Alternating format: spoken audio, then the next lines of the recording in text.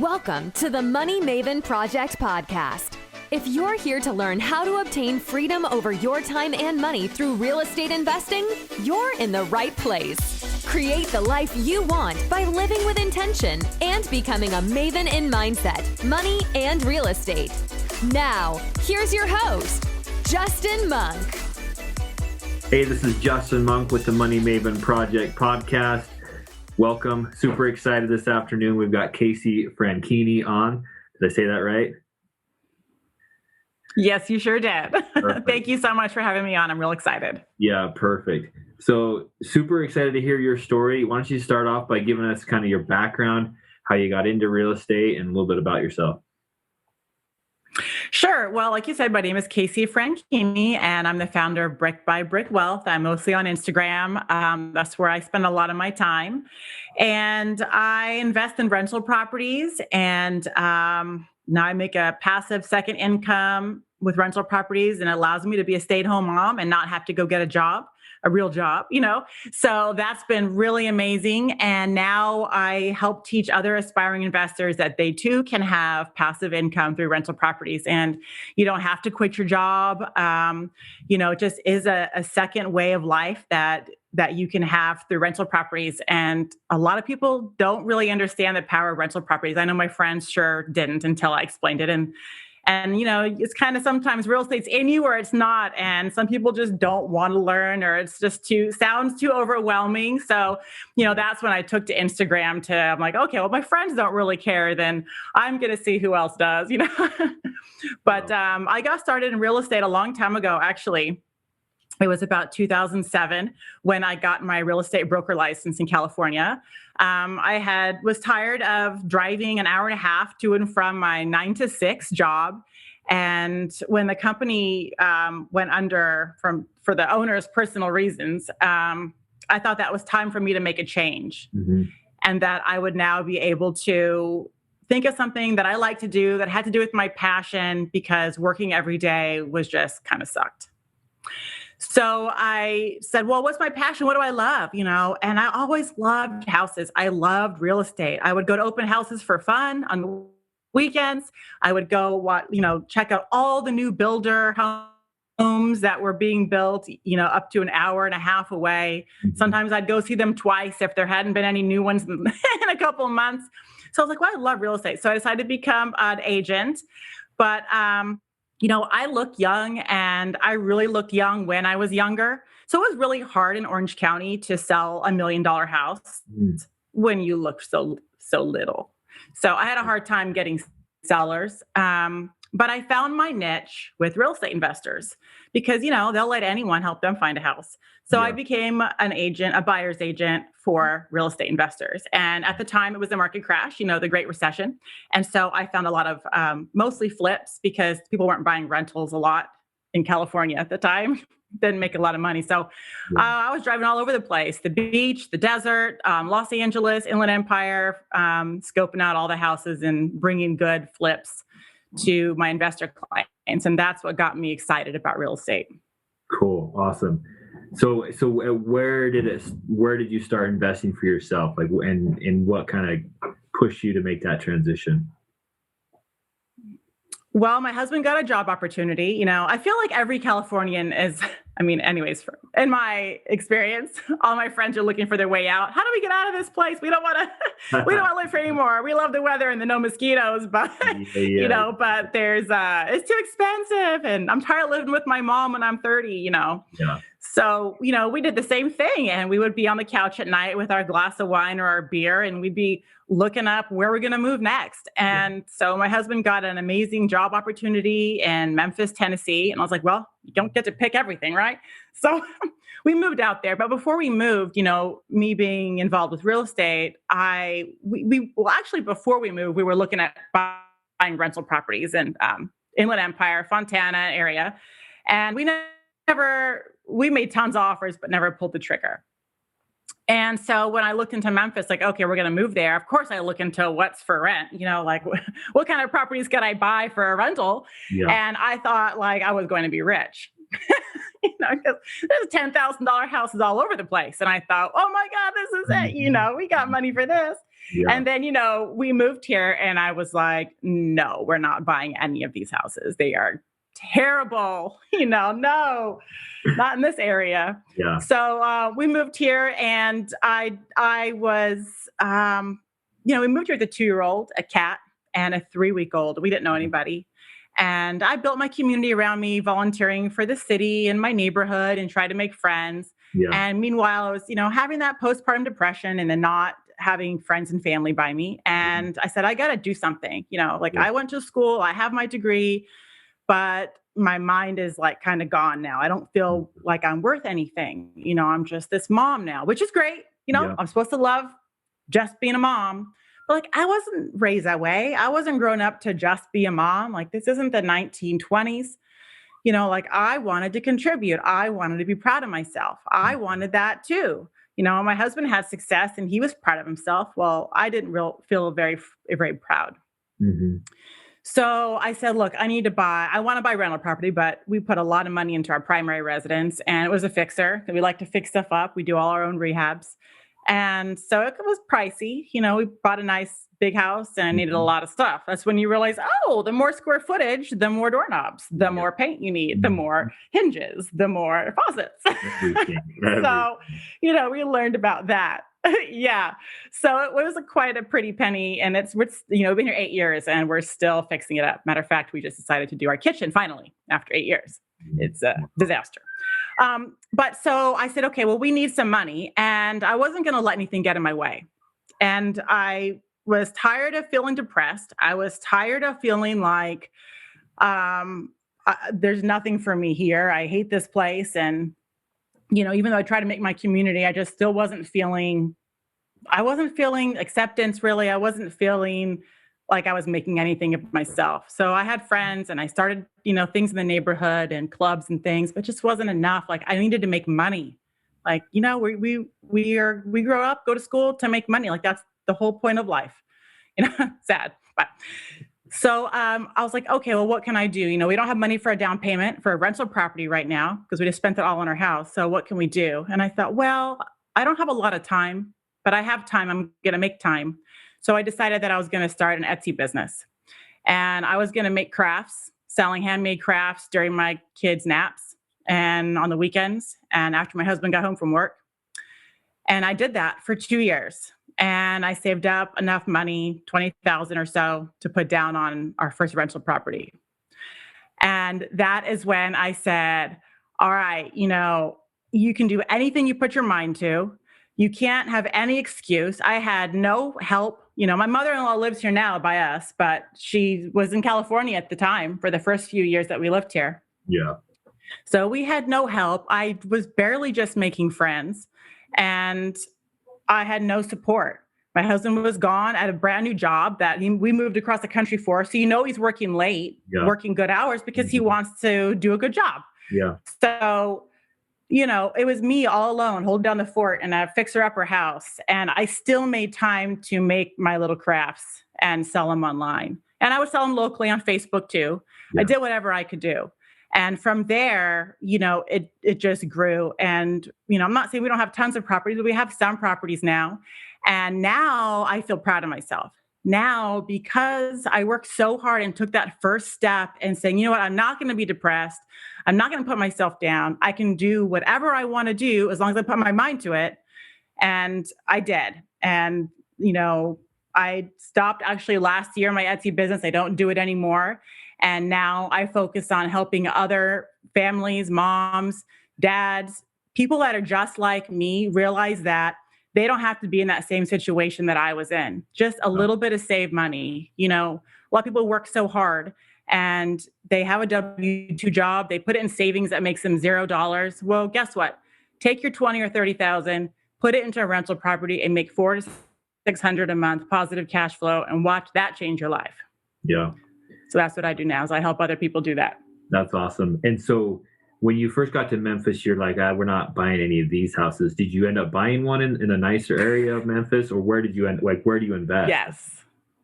So it's just so we do invest in Memphis. Yeah. Yeah. I think our farthest house is like 20 minutes or so. It's in the 20 minutes.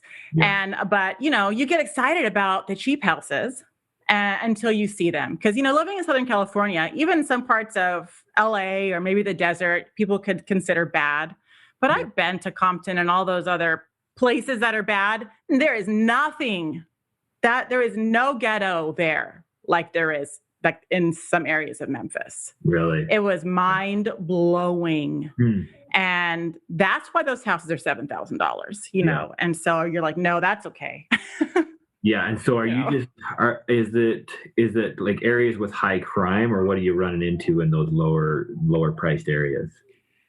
But yeah, so areas with high crime and those types of tenants, they don't have a big appreciation for other people and other people's things, and so the lower income properties that are that sort of price range, they need constant rehabs with every tenant turnover. People don't have credit at all. Never mind bad credit. They don't even have credit. They don't have a bank account. They bounce around from job to job, or they do a lot of illegal stuff. So they don't care if they squat and stay. They don't care if you evict them. Like, they know the system and they'll try and milk it for all that it's worth. Yeah. Meanwhile, they'll steal all your appliances and things like that. So that's not everywhere, obviously, but that's some areas, and that's the worst of the worst. And so I just said, well, that's not what I want to do. I want easy street, So we invest in Memphis still. And honestly, speaking about easy street, it is street by street, the rental properties. I mean, you'll have one side of the street is a $400,000 house. The other side is 100. And you're like, wait a minute, what? No. It's so crazy. It's not like in California where it's like, okay, the whole neighborhood's probably pretty good, or most of the city, is probably pretty good. Yeah. You can't really say that in Memphis. It's literally like street by street within neighborhoods. Yeah, that's interesting. Most of my investing is in Ohio, Cleveland area, and they kind of have neighborhoods that I can pretty well chunk together and make sense out of them. And it's funny that I did not know that you were in Memphis. I just barely started exploring, contacting agents out there to try and jump into the Memphis area. So we might have to talk a little bit more offline, and I can pick your brain a little bit. But yeah, but I've seen just what you've seen. Like, I'm having trouble making sense of, where the nice areas are, but it sounds like it's really dependent on the street and the side of the street you are in and the school district or whatever it is that's driving that. So for somebody that's exploring, it is. School districts are really big. Yeah. So somebody that's exploring getting into an out of state market, or even if they lived in Memphis or wherever, how would you coach them in selecting the areas? Like what would be the first steps in figuring out where they can buy? Well, geez, I do have a whole program based on that, and I have an entire module based on how to find your market, because most of my students are from out of state. I mean, Everyone lives in the nice, expensive areas, and they're just not conducive to rental properties. Right. So when people are trying to find their market, which to me is like the number one hurdle, is committing to a market. Because, you're going to have that house forever, 10, 20, 30 years. I mean, you're going to know that area inside and out, so you better like it. Yep. So I tell people, okay, well, the first thing that you do is find a landlord-friendly state. I would not advise to go buy properties in California, for rentals. That sort of thing. So first, find one of those types of states. Know what the property taxes are and how often that they get reassessed, because that's a little hidden thing that people kind of forget about. You know what your property taxes are right away, but did you know that they get reassessed every X amount of years? Which obviously can go down if the market goes down, but also that means they can go up, and how frequently. So you kind of want to have enough cash flow cushion to be able to weather that, and still make money, which is sometimes my concern about Texas, although I really want to invest there. But man, their taxes could go up every year. So I don't know, but I feel like it's like the new California. So it's super popular and it's going to appreciate like crazy. So, okay, pros and cons. Yeah. So then it's like, okay, those things. So then once you kind of got like the state, basically those are state sort of deals. Then you really need to look at crime rates in schools. So I just, obviously you talk to your lender first step and find out what you qualify for, because what's the point of looking and spending your wheels if you don't qualify for anything? So first thing, always talk to a lender before you do anything. That way, if you're not prepared or you're not ready, you can get ready and get prepared in the next coming months while you're researching and learning your market. So that's really step one. But so then once you have those things narrowed down, then I like realtor.com is my favorite app. I'll go to realtor.com and I open the map and I hit the crime section and create a shaded section to light to dark. It's like a reddish sort of brick color that they use. Yep. Trulia, I think, uses green. And so I'll narrow down the area by crime and what fits my price range. And then from there, I'll narrow down the school areas. And if some school zones are rated better than others, obviously the better rated school zones likely have less crime as well. You see the correlation. And then you just kind of niche down closer and closer and closer until you find your property. Yeah, no, that's perfect. That's a very good breakdown of it. I definitely agree with that process. And for somebody that's just wanting, prior to all that, like if you need help just picking the state or a general market, like it's funny, I was just talking to somebody about this the other day, like just Google it. Like there's so many lists and so many forums about here's your top 10 list for the Burr method, here's your top 10 list for the flip markets. Yep. And that gives you a good start to at least start either selecting those markets or mirroring those or trying to find the next ones that are going to be like that. Then you can start drilling down and making sure that you're fine tuning the neighborhoods. And apparently in Memphis, you got to be on the right side of the street too. So exactly, that's huge. And I guess you're an agent, so you can access MLS and all that, right? In Tennessee. Well, I'm not an agent in Tennessee anymore. Right, okay. I'm not an agent in Tennessee. So I have my California broker license, which I still have. It's active. So I keep it active and I do the continuing education so I can get referral fees and stuff like that. Yeah. Because that helps me when I buy my own properties. I can give myself a referral fee from the commission. I was all set up to take my license in Tennessee. I did everything and I even paid for the test and had a test date. And I was like, you know what? I don't know. I don't think I need it. Like, I don't want it. I feel like the only benefit for me to have my license out here is if I was flipping properties and I could say, if I was selling properties and then I could save on commission because the buyers agents are free. Mm-hmm.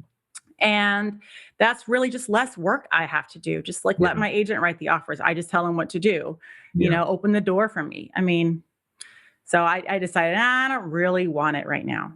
Yeah. And the reason I asked that, so you're using an agent to probably validate some of this data that you're putting together, making sure that they agree with some of it. And then you're having them put together the offers and things like that for you. Right. Yeah. Mm-hmm. I just let him. I mean, I don't really have them validate anything other than if it's about a specific property. When it comes to my market, I'm the expert and I use my agent friend to open the door and sign the offer, make the offer for me. Perfect. But otherwise, I do all my own research and everything like that. Sometimes I'll ask him little things about the market, like, is there an MLS rental history for this area? Because some people will list their houses with a real estate agent. That's usually more common in higher end areas. But I'll still ask every once in a while, is there a rental history in here? Like if I'm not familiar with the area, and it's in maybe a new neighborhood that I'm in, then he can pull past MLS data to tell him, which I can't do on my own. So I'll have him do stuff like that. Perfect. Awesome. This is awesome advice. I appreciate this. So for when you're buying these properties, are you putting the full down payment down and just holding them? Or what's your method? Are you burying them? Are you're not flipping them? What are you doing? You just buy and hold, or what's your strategy? We are so risk averse. We just want to take our money and spend it wisely and save it wisely and have it grow wisely and with the least amount of work possible. So we save our 20% and we buy a property. We save our 20% and we buy a property. And unfortunately, we didn't get any last year. It was coronavirus. That's when the market was just like soaring. And I was like, well, with the election, I don't know, let's wait a little while. And then I was working hard with my students in my program. So I was like, I'll wait till 2021. So we have a little catching up to do this year. Yeah. Good. Awesome. So when you're coaching people, what are the most common like limiting beliefs that they come to the table with? Like what's the biggest thing that's holding them back usually as you're trying to get them started? Well, to me, no matter what the excuse is for not taking the first step, it's all about fear. It's all fear of failure. If you knew all the answers and you knew you'd succeed, you wouldn't be scared to do anything. So to me, it's always fear of the unknown, fear of failure, fear of losing money, fear of not doing it right. And that's the overall theme. Yeah, I love that. And how do you help them overcome that? Like, what questions are you asking them, and what are you teaching them to help them overcome that? Well, first, with every student, no matter where they are with their experience. Now, I only like to take newbies that don't have any properties. Some of my students have already had a property, but it's like turnkey and like they didn't do any work like they don't know anything about it really. So I have some of those. But what I do is I start them off as they know nothing, and we go through a 6-week intensive training program. So at the end, they feel like they're experts. Yeah. They have the confidence to make the decisions. And the whole program is from start to finish based. Like if you were to look free market all the way to either hiring a property management company or landlording yourself, the course flows in order of the way you would actually go about getting a rental property. So really by like the 4th week of the program, because that's when the 5th week is like rehab, learning all about rehab, and then learning all about management. They're already out making offers because they feel so confident. So it's the lack of confidence, the fear of the unknown. But once you know the answers, you could just take off then. Yeah, I love that. And so what do you say to the people that are like, I can do this on my own. I can read a book and I can do this on my own? You totally can. I mean, information is out there. Go ahead. I mean, I'll tell you, I didn't have anybody to help me. I had a mentor when I first moved here, and I call him my mentor, but he was my real estate agent's husband, who I knew owned rental properties. It was my agent for my primary residence. Actually, it was the listing agent for the house that I bought. It was a little complicated. Yeah. Anyway, I reached out to them a few years later and said, hey, I know you own rental houses and I don't really know any good investor agents. Would you help me? So he mentored me through our first couple, but no, you could do it all yourself. You can watch all the podcasts, listen to all the podcasts, watch all the YouTube videos, read all the books and all that stuff. But how long is it going to take for you to take action? What's the opportunity cost there of waiting and doing it all yourself? Plus, you still might not make the right decisions. There's information overload out there. I feel like there's so many opinions. There's so many different ways to do things. Someone's going to say this and someone's going to say, no, that's wrong. And then you just get confused and say, oh, forget it. I give up. Yeah. And like how I said, in California, we made several offers before we moved here. And I just found a box of offers in my attic that I went through the other day. 30 offers I found for properties that we had made for rentals in California. I forgot. I didn't even know we did that. Totally forgot. But guess what? You won't believe this, Justin. These houses were $170,000, $145,000 in Fontana at the time. And just for fun, because I had the contracts, I looked them up. Guess what they are worth today? $400,000. I'm like, oh my God. Why didn't we do it? Why didn't we pull the trigger? I knew they would make money. I knew that they would cash flow. I did the math. Well, why didn't we? It's like thinking back, why we didn't? Because we were scared. Because we didn't have someone to say, just do it. It's okay. You're gonna make it. You're gonna make money. What are you scared of? Well, I was scared of the unknown. I was scared because I didn't know anyone who did rental properties except for my friend's grandmother who owned 10. And that's just all I heard from him. Otherwise, I knew no one in my life that ever owned a rental house.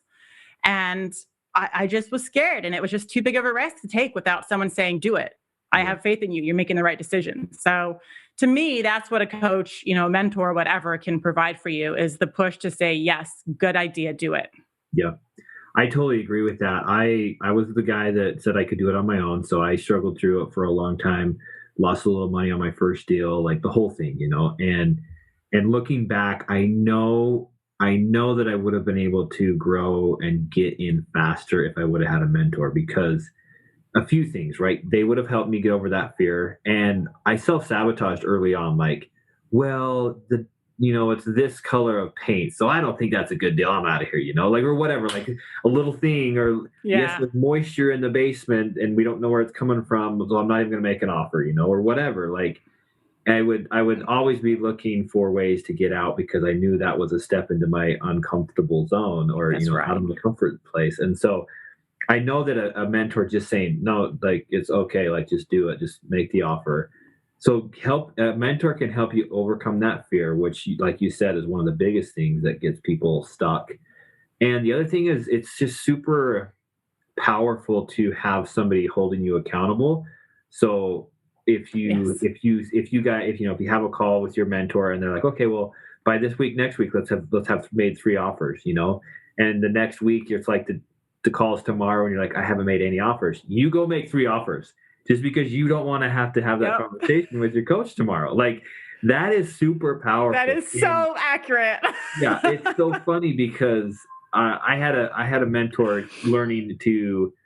I'm trying to get into syndicate multifamily deals, and so I had a mentor kind of walk me through some of that, and it was amazing how much I got more done in like 3 months than I had done in a year, just because I'm like, oh crap, that call's in 2 days, and they haven't done what I said I would do, and I would go do it, and so that will expedite the ramp up process or the learning process or just your speed. It's like going to the gym. Like, yes, you can YouTube the videos where it shows you how to do a workout or an exercise and go to the gym and do it. But there's some power in having somebody say, wait, you only did 7 reps. I bet you can do 3 more, or whatever it is, pushing you, because we're just so good at, oh yeah, that hurts a little bit, I'm going to step out. That's good, But if you've got somebody there pushing your limits a little bit, it's a whole different story. And obviously the results in the gym or in real life are going to be exponentially better. I know. I feel like if I would have had someone to help me back then, I would not have missed out. I mean, 30 properties. Okay. I put offers on at least 30. I mean, I had to been more. My stack was huge. I'm now using it to crumble up for my fireplace for paper, but because the offers are so old. Yeah. But it's like, if I would have had someone back then tell me, Casey, do it. Could you, hello, that's $200,000 in appreciation that I would have had, plus cash flowing this whole time. Oh my God. Like, what was I thinking? Opportunity cost missed huge because I didn't do that. I didn't know about them at the time, or I probably would have done it. Yeah, no, I spent a lot of time trying to figure out my local market, which is way more expensive than like the Midwest, Ohio, or wherever. And I just spent way time. I'm like, well, how do I make these numbers work? I'm not even close to the 1% rule on rent.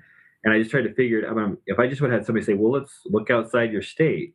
I knew that was an option, but I'm like, that sounds scary, fear. Yes. I'm not going to do that. But then you read David Green's book about investing out of state. And I'm like, okay, this starts to make sense. So eventually I got there. But if somebody was like, hey, you want to invest? Where do you live? Utah. Yeah, let's not do Utah. Let's go to the Midwest or wherever.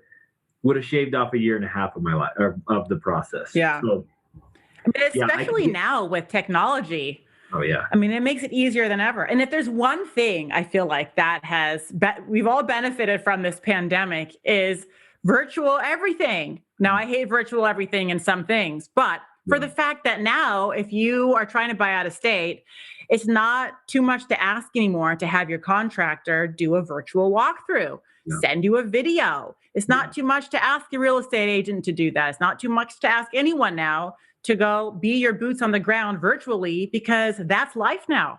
So I feel like that's really helped people that want to invest out of state get over that. Well, I'm asking too much of someone. No one's going to want to do that for me. Like, how am I going to ever see this or that of my house? Yeah, I agree. And one thing that I learned early on, because I haven't seen any of the properties that I own in Ohio, and I tell people that, and they're just like, are you crazy? Like, that's just crazy. And I'm like, well, let's think about this. Actually, I'm not the professional. My contractor is, and the home inspector is the professional. Those are the guys that need to see it, not me. I don't know. I just know the numbers to the deal. Right. I don't know if the plumbing's, I have an idea. But what my point is I need the professionals to see it. I need their opinion. And that's when I make my decisions. It doesn't really do me any good other than like a comfort thing to go see the property. I need the professionals in there to see it. And then they can send me all the pictures, all the videos, everything. My home inspector sends me like a 75-page report. Like, I've basically seen the property once I've done that.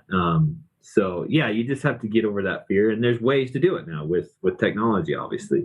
And coaching is huge because they can just hold your hand and help you take that jump. So that's awesome. Totally. So when it comes, what other obstacles? So fear is a big one. What other obstacles are new investors bumping up against when they try to get started? Getting out of their comfort zone to do new things. Some of my students have been too scared to call on the phone and talk to real estate agents. They're afraid to they're afraid to network and join an investor group. I mean, these are things and industries that they're not familiar with. So, they can't get out of their comfort zone. They're too scared to do it. And again, it's like all back to fear, because if you didn't have fear, it's limitless, your ability.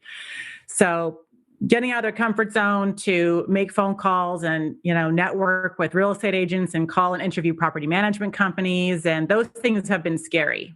Yeah. But once they do it, they realize it's not so bad after all. Yeah.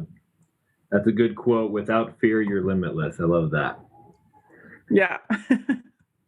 So as they get started and they, maybe they picked up their first, property or two, do you see them get stuck or lose momentum, or what are some things that they kind of run into after they've kind of been started a little bit? Or maybe they just have it and they've got it and everything's good. I don't know, but what do you see? Yeah, I mean, not everyone is, jumping out the gate, buying everything up in town, but the ones that aren't, why? I would just have to say a lot of it usually comes down to money and finances. A lot of them, really hasn't been a lot. So just maybe one or two, were unprepared with the cost that is involved with the rental property. And I would advise that maybe you need a little bit more saved up before you take on that risk. I mean, it's all risk, no matter what. There's tons of benefits and it's not really very risky, but like I said, I'm very risk adverse. So I think finances and money really holds people down. So people want to use a solo 401k, and then they realize maybe that's not a good idea after they talk to, they don't want to do that, or they can't take as much as they thought. So they have to find other financing ways. That usually seems to be the hurdle that kind of stops people in their tracks. And it's like, okay, well now, let's reevaluate and let's see what other options there are. If people are having a hard time with financing, then it's down, seller finance, it could be an option, borrowing from a family member and getting a gift letter. And so there's other things, but that's usually maybe I'm in over my head and I need to save more. Yeah. Well, and you're a perfect example of not letting that get in the way. I mean, I don't know how many little things you had to sell on Etsy to raise your There's a lot down payment. But I'm impressed. Like that just smokes everybody that comes to us and says, well, I don't have any, like, how do I get started in real estate? I don't have any money. Well, there's a lot of ways to make money. There's a lot of side hustles. There's a lot. I mean, you can flip sneakers on Amazon, for heaven's sakes. I just talked to a guy that was doing that. One of my good friends from California, he flipped couches. He would buy a couch, clean it, and sell it for like 3 or 4 times what he paid for it. And he did that for a long time until he had the money to start his portfolio. Now he's like on flip number 12, he usually rehabs them and then sells them as a turnkey property. So he makes, like a turnkey great money. And while he holds it, he's cash flowing. So he covers his holding costs. It's just ridiculous. So I don't have any money thing is that's right. I had a friend who would go to thrift stores. My friend Crystal, she would go to thrift stores and she would look for vintage clothes or designer clothes that people had given away. And she started an eBay shop selling vintage designer clothing that she bought for dollars at the thrift store. And she would just scour all the thrift stores in SoCal and she's never worked for someone in her life. Now she does that full time. Yeah, it's crazy. So yeah, anybody out there that says that they don't have money, they can't, for whatever, they want to get into real estate, but they don't have the cash to do it. Like then they'll figure out a way to go get the cash. There are so many ways to make money. Figure it out. There's so many side hustles you could do. I mean, everyone has a skill. Everyone has something that they can sell. It might not be like, for me, I liked crafts, but I can't draw to save my life. I'm not creative. And if you look at my house, it is not decorated well because I am not that designer. I'm not the designer wife. Let me tell you that. I need to hire someone for that. So I like to like glue and stuff like that and things with the glitter, but it never looks good, So I bought one of those Cricuts or like the Silhouette, like those die cutting machines. And I made things that I could design on a computer and cut them out. Like people make t-shirts or they make cups. So I make bridesmaid hangers and things like that. Things that like I could use a machine to help me accomplish the task because I couldn't do that thing myself, So it's like, what do you like? What's your hobby? Turn it into something you can sell on the side. Yeah. So what's the future? Like, where do you see yourself going now? Sounds like you're focusing a lot on coaching. You're still going to pick up some properties in 2021, but what are some goals? Where are you trying to get to, or what's your focus now? Well, I feel like as I grow up, my wants and needs are ever changing. And my husband likes to remind me, Casey, you used to just want to be a stay-at-home mom and own your own house. And I'm like, oh yeah, I did that. Okay, now what else do I want? Some women are never satisfied. They're always wanting the next best thing. So it's like, all right, well, I've kind of accomplished that goal. So what's next? I used to say I wanted to own every street on the block like Monopoly. I want to own 100 houses. Yeah. And so I'd always said that. And then I'm like, it really isn't the quantity of houses. It's the cash flow that matters. Because if I owned 100 houses that gave me $100, that wouldn't be very good. So I'm not going to go out and buy a bunch of properties just to say I have so many properties. For me, it's quality over quantity. And so my goal now is to make $100,000 a year in passive income from rental properties. So that's our next goal. And I feel like if we can do that, we can live a pretty decent life. My husband doesn't have to work if he doesn't want to. Obviously, I'm not out buying a Tahoe and, I don't have a lake house and a beach house and all that off that. Yeah. But that is a sense of financial independence, not having to rely on an employer, not having to rely on any pension, which they don't even give those out anymore, not relying on Social Security, and not relying on any old past savings that you've saved from your day job and put in a 401k or an IRA or something like that. Like I like to have a lot of money and I like to forget about it. And so I feel like my next goal is to have $100,000 in passive income a year. Awesome. And 3 rental properties would be ideal. And when they're paid off, then that'll be even easier. So I don't need 100 houses. I just need $100,000. That's my next thing. Yeah, I love that. I love it. I love how you're clear on why and where you're going. And you touched, my next question is just that. It's what is your why? Like what gets you out of bed in the morning? Why are you fighting for these real estate properties, and the coaching and everything? What is your ultimate why? I guess it really is the drive for success.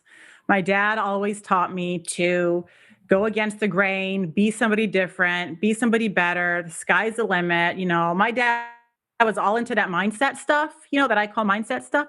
Yeah. Before I even knew any of these things, my sister has been the one lately teaching me all about mindset and scarcity and abundance and limiting beliefs. And it's really opened my eyes to possibilities. And it's like, I remember, it's like she's saying that. And I'm remembering now Dad saying those things when I was little. He didn't use those words though, but he knew about it. He had read all the books, those old books a long time ago. As a Man Thinketh, I think comes to mind. And I forget what that one's about now. It's a little book, stuff like that.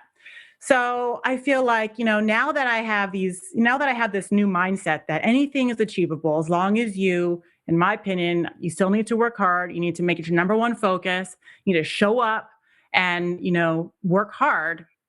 You will achieve it. So I want to make the $100,000 passive income. I want it to come through rental properties. I want to help other people with the same thing that I'm doing so that they don't have to rely on their nursing job. They don't have to rely on their teaching job. And they can feel a sense of security that they don't have to work until they die and just live off, a savings of X amount of dollars that they have in their 401k. Yeah. So those are my goals. Yeah, I love that. Thank you. And you said something early on so it's something about you don't have to quit your job to get into real estate. And right. That's funny because if you spend any time on Instagram, everybody's like, oh, start wholesaling and quit your 9 to 5. And So I know. I think you said that for a reason. Like what? Wholesaling is a 9 to 5. Yeah, I thank you. That's a very good point. I always chuckle when I hear that. I'm like, that sounds like a grind. Like, let's be honest. But yeah. So No thanks. yeah. So tell us more about why you said that you don't have to quit your job. Why? I know there has to be a reason that you kind of mentioned it that way.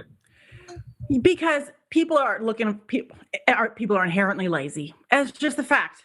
People want a get rich quick, and they don't want to do any work. I'll tell you, once you buy rental properties, it isn't a lot of work. I will give everybody that. And that is one thing that I love to say is most weeks I spend 0 hours managing my rental properties. And it's true. I haven't talked to a tenant this whole month of January. Yeah. So to me, that's the lazy part, the best part.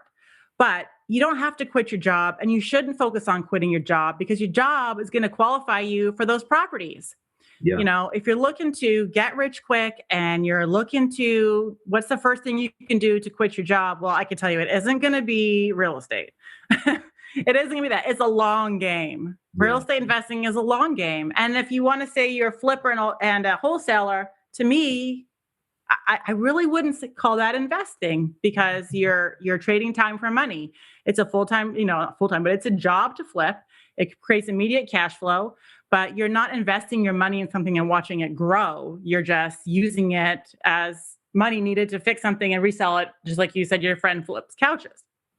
Yeah, That's you just offended a bunch of people right there, but I think you're spot on. I know. I'm good at that. Where's my foot? Let me stick it in my mouth.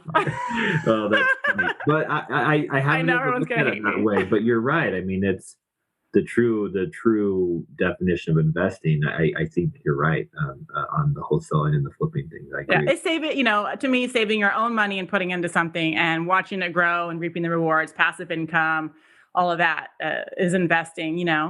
I want to flip. We've considered flipping, and dang, is today not the best day to flip? Oh my gosh, interest rates are low, demand is soaring. You could buy a house, not even fix it up and reflip and resell it, and make money right now. So I am all about flipping. Let me tell you, and wholesaling, no thanks. That's definitely sounds like a lot of work for me. I've got 3 kids, and that's not my jam. Yeah. No, I think I love this conversation because it's not being had on other platforms or, on Instagram in general. Everybody's, quit your 9 to 5 and go sit on a beach somewhere, which I don't think. That's why I like to ask the why question. Nobody ever says, well, because I just want to sit on a beach and not do anything. Like everybody has something a little bit bigger and, having some impact on the world after they maybe don't have to just spend their 9 to 5 every day. Like everybody has a bigger picture than that, which is good. And I want to make the biggest impact I can. I want to be the biggest success that I can while I'm here. I want to show my kids that you can do anything. And it's like, well, will I send them to college? I don't know. Yeah. Thank you. When you figure that answer out, let me know because I'm in that process right now. I'm like, do I? Maybe further? Anyway. Yeah, I wonder. We should debate that one day. Yes, that would be a good one. Yeah. One thing I do love about real estate, and this is why I want to teach it to my kids. I want my kids to go get a job or a career because they love that certain thing, not because of the money. Right. And what I mean is like, if my daughter wants to be a doctor because she loves health and she loves helping people and she wants to save lives, perfect. But I know people that go into the medical field because they know it's a well-paying job or dentistry or whatever. Mm-hmm. And I'm like, that's a bad reason. Like that, they're going to be, I don't want to offend anybody, but they're not going to love it and they're not going to be very good at what they're doing. I would rather my daughter say, you know what? I want to be a photographer for National Geographic and travel the world. I might only make whatever, 40, 50 grand initially, especially probably less until she's recognized. So what I'm thinking is we'll invest in real estate. We'll get you some real estate going. That'll cover your bills.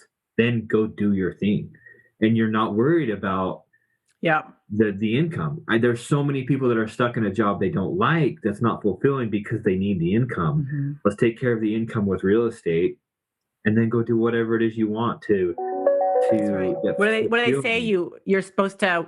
They say you're supposed to live or work to live, not live to work. Or did I say that backwards? No, that makes sense. Yes.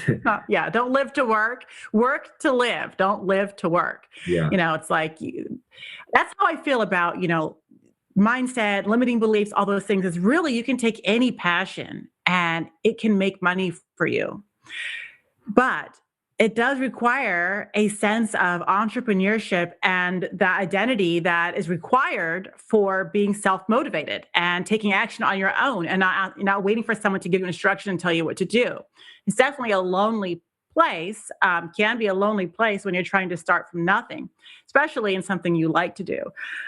It's funny, you mentioned what you would teach your kid, what you would want your kids to do and all that, what they would want to do. When I was younger, when I was a little girl, I used to want to be a teacher.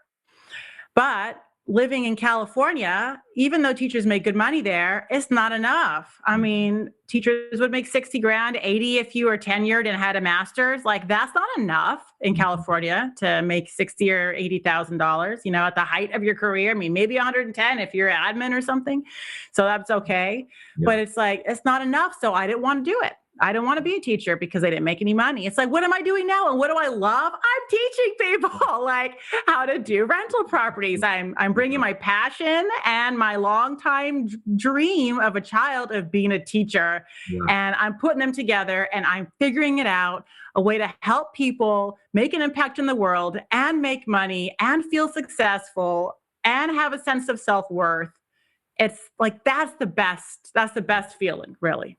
Yeah, I love that. That's a perfect example. I mean, how many people do just that? They say, I'm gifted, I have a talent and a love to teach kids, but I can't raise my family on that income. So I'm going to go do whatever, right? Financial analysis or something. I don't know, like whatever it is that they're not passionate about. And that sounds boring. So good example. Yeah, that sounds terrible.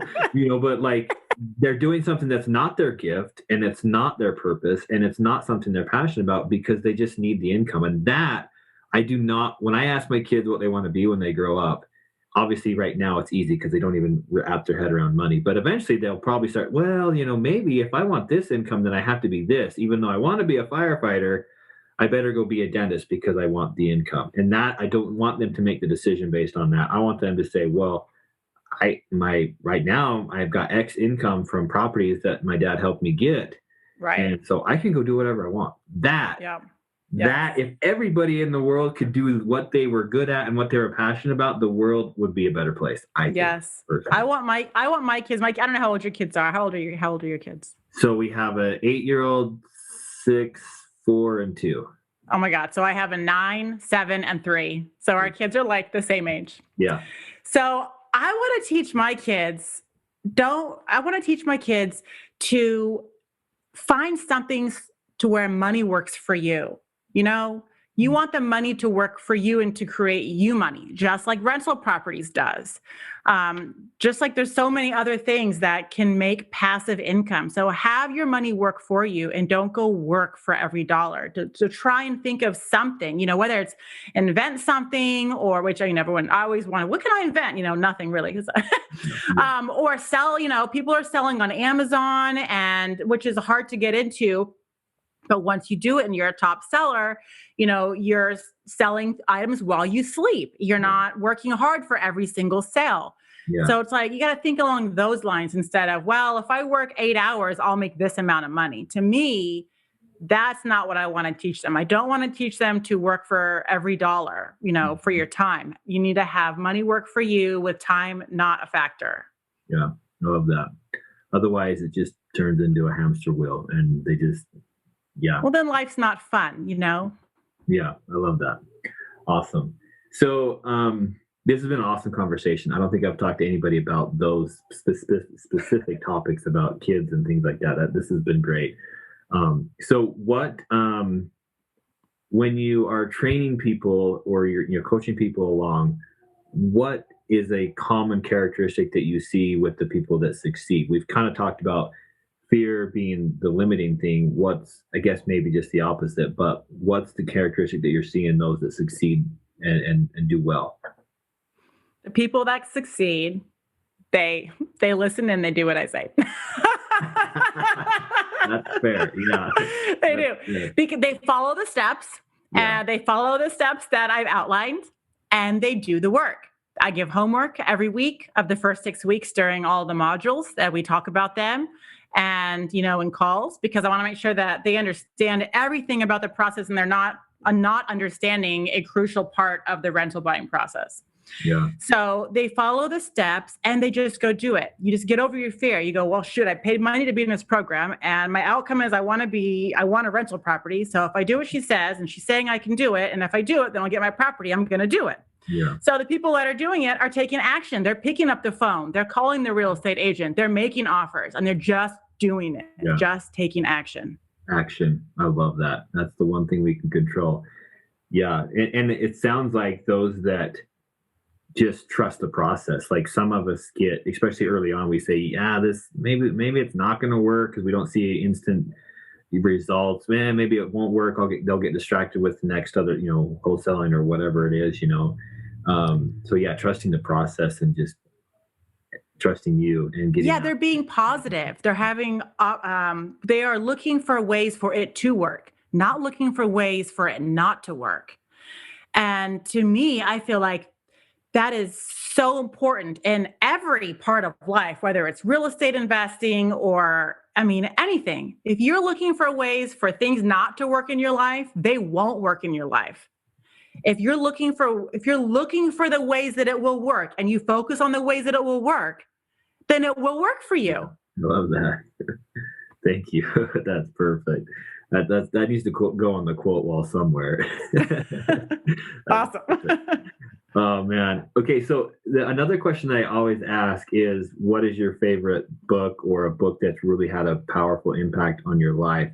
And I want that answer, but I also want to maybe ask, what books are you recommending to your students? Maybe there's some, additional reading that you kind of ask or require of them. So I'll make it a 2-part question. Sure. Honestly, as far as what I recommend, I really don't recommend them reading any books because I cover everything in my program. That's all. They don't need to go read another real estate book. Again, this is for rental properties. If they want to learn about creative financing and they want to learn about, we do talk about creative financing. There's a big section on that. Yeah. But if that's your sole method and you have $0, don't come to me. That's all. It's all about that. Yeah. But I do tell them, you have to have positive mind. You have to want things to work for you. And where I don't require any additional reading other than going through the material that I give them, it is kind of required that you are going to take steps and you are going to try this, right? I'm not going to spend my time with you, even though you're paying me to watch you fail. Like, that's no fun, let's get some results here, So they have to be willing. And sometimes that takes a mindset. So if they need podcasts and, self-help stuff to get through it, then they can definitely do that. Yeah. And as for my favorite book, I'm not going to lie and say I read a bunch of books. I don't read a bunch of books. Matter of fact, I just got this one here. This one at the famous here, Brandon Turner book, Rental Property Investing. I won it on Instagram. I've read some of it, but it's still brand new. Yeah. Okay. So I have bought, sorry for the sound. I have bought the books that everyone's reading because I know I need to read them because, I want to know what everyone else is reading. Yeah. So that's on my to-do list. But as for books that now I have started reading, I've started reading more of the mindset, self-help, if you want to call it, books. And what is my favorite book? I have it written down here somewhere. Someone else asked me that recently. Now I wrote it down. Shoot. Put you on the spot. Napoleon Hill. What's that? What's his book? Napoleon Hill, How to Win Friends and Influence People? Nope. No? Not that one. I might have it on my shelf. Sure. That's a Dale Carnegie. Think and Grow Rich. Yeah. Think and Grow Rich. That's it. That's the one. So I had to come to me. I was put on the spot and it wasn't coming to me. Yeah. Think and Grow Rich. Perfect. Man. And I haven't even finished that book. I've read probably 3/4 of the way through it in paperback and at night under my covers on my cell phone. I've started over because I kind of lost where I was at in the real book. So I've started over. But that to me is so powerful. I feel like people have a constant struggle in their life to overcome negativity, self-doubt, the push to move forward and be a better person, take action, not let your past life dictate your future. It needs constant reminding. It's not like you can just read a book or listen to some guy's podcast or whatever, and then you're cured. Now you no longer tell yourself negative thoughts, and now you've got all this wisdom and you're just going to live by the universe. I mean, it doesn't really work that way. It takes that every day, for me anyways, constant reminders. And I need to read that stuff all the time to remember, because it's hard. Their old habits bring you down. Yeah. And your old habits keep you in the grind. And you have to read, in my opinion, those sorts of mind books to get out of the fog and see yourself as a higher sort of being, able to do anything. No, it might be too much for some people, but you're exactly right. Like, you have to continually consume that type of content for it to change you, right? I mean, you can read a book and then it'll shift you for a week or a month or whatever, but your mind will naturally drift back to its comfort zone, or to its old comfortable habits of thinking. Because thinking positively and thinking big and believing in that you can do things, that is not natural for our minds, because that's not a safe place for our minds. And so our mind's always going to drift back to where it's comfortable. And so that, and you said it, like, you have to continually consume that type of content. You can't it's not just one podcast. It's a podcast on a regular basis, and just continue to remind your mind that this is where you want to take it. This is how you want to think. And otherwise you'll always revert back to that. I mean, any little negative thing. I mean, honestly, I'm a negative person by heart. I'm not always a positive. I've always got something sharp to say and makes people mad. Like, I look for the ways to annoy people. I do. Ask my friends. But I'm so lucky I still have. But like, my daughter got a bad grade on a test, and it's the first week we've sent her, well, not the first week, it's been a couple of weeks, but we sent her back to real school. Last semester we did virtual school. And she's normally an A student. And I was like, that's it. My positivity went out the window. And I was like, I started getting upset. And it's like, no, can't be upset. It doesn't help you at all. So it's constant reminders I need. Well, so that's the other thing. Like, not only does our mind want to drift back to that comfortable place, but our environment, the world, and people in general we have that influence that's pushing us back to that negative mindset, that small thinking, the scarcity mindset, and that's where the most prevalent influences are trying to push our minds and our thinking. And so you have to consume the right content, a healthy diet of it, to stay sharp and to keep your mind where it needs to be in a positive mindset. So that's huge, because it doesn't take much. One little thing, and you're like, that's right. And then it affects other people. I mean, a negative outlook and a negative vibe is just as contagious as a positive vibe. So I would see my negativity in the household reflect in my husband and my kids. So how about now I say, forget that, time to change, positive. Let's be positive and let that reflect back on them. And now they're being positive because I'm being positive. It's contagious. So why would I ever choose negativity? Yeah. Why? I should choose positivity. I love that. That's profound. I don't know. Awesome. Well, this has been awesome. This has been some great content. We've covered some topics that I don't usually cover, which has been great. So I appreciate that. Where can people find you? Where can people learn more about you? I know you mentioned Instagram. Where else do you want them to look? Sure. So my number one place I'm at is Instagram at Brick by Brick Wealth. I also have a website, brickbybrickwealth.com. And so you can go there if you want to check out what my programs are.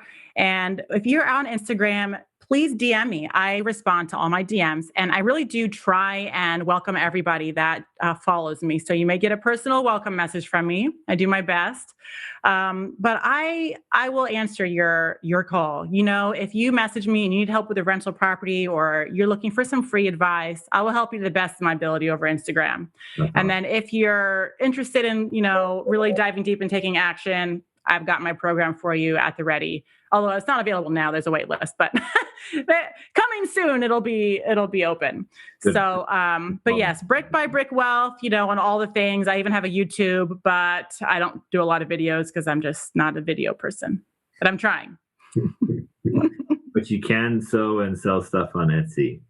That's right. I can. Behind the curtain, I don't have to show my face. I'm getting better. See, that was one of my limiting beliefs. I don't want to be out there. I don't want to do videos. I don't want to show my face. I don't want to talk to people. Let me hide behind the curtain and the computer screen. But when you get over it, you realize, how much more you can accomplish when you overcome your fears. So that's what I tried to do. And then you inspire others too. And I appreciate you. I think you've done that tonight for us. I thank you so much. Any final thoughts for our listeners before we sign off? My final thought would be just do it. Like Nike says, just do it. Just take action. So what if you're not ready to buy a rental property? So what if you're not ready to do this or that? Were you ready to propose to your wife? Were you ready to, have your first baby? Was that a surprise? Like no one's ever ready for anything. So just do it. The missed opportunity is not worth it. Just take action. Just do it. You won't regret it. There's no such thing as failure. It's all just a learning experience to make you better. I love that. Thank you so much, Casey. Let's definitely stay in touch. Thank you so much for having me on. Thanks for listening to the Money Maven Project podcast. A true Maven shares knowledge with others, so be sure to share this podcast and leave a review. Thanks so much, and until next time, live life with intention.